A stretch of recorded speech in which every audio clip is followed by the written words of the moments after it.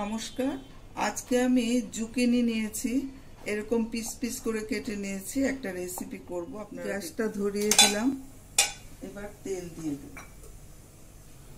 সর্ষের তেল দিয়ে করছি, 1 চামচই দেব।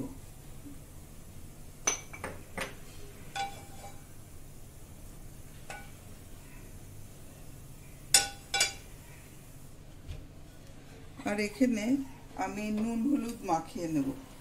1/2 চামচ নুন দিচ্ছি,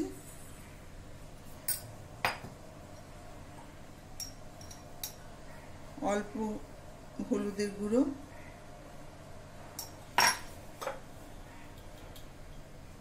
আর অল্প লঙ্কার গুঁড়ো।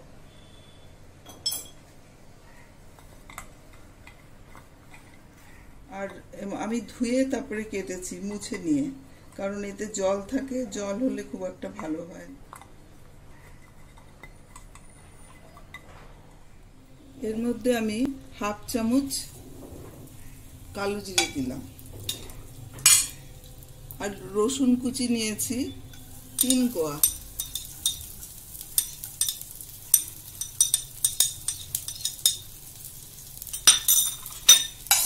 একটুখানি নাড়াচাড়া করে নেব।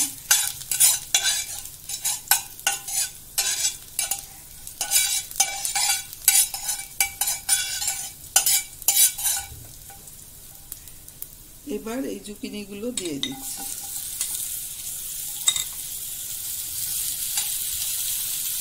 আঁচটা একদম কম করে দিয়েছি। আর এগুলো ভালো করে এক সাইডটা হওয়ার পরে আমি আবার উল্টে দেবো আর এক সাইড। তা দিয়ে 2-3 মিনিট রাখবো।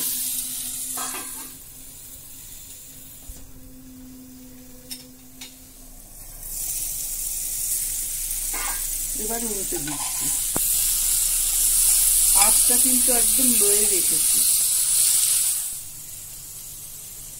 ঢাকাটা এবার খুলে দিয়ে আর একবার উল্টে দেবো। আমি মাঝে 2-3 বার উল্টে দিয়েছি, না হলে তো ভাজা হবে না।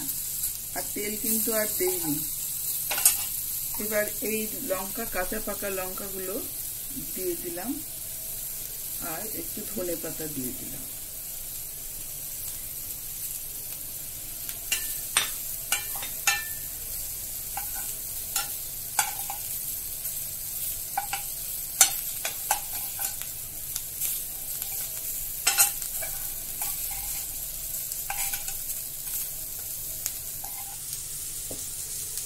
আর 1/2 চামচ আমি একটু গুড় দিয়ে দিলাম, এটা অপশনাল।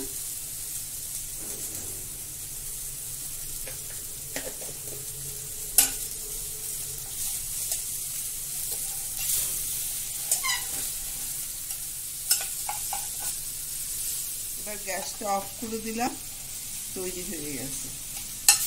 এবার আমি প্লেটে ঢেলে নেব। রান্না হয়ে গেল কম তেলে জুকিনি ফ্রাই। ডাল ভাতের সাথে এটা ভালো লাগে খেতে, যেরকম আমরা আলু ভাজা খাই ওই রকমই। আপনারা এইভাবে রান্না করে দেখবেন, খুব ভালো হয়। আর শরীরের পক্ষেও তো ভালো। আর যদি ভালো লাগে আমাকে একটা সাবস্ক্রাইব করবেন।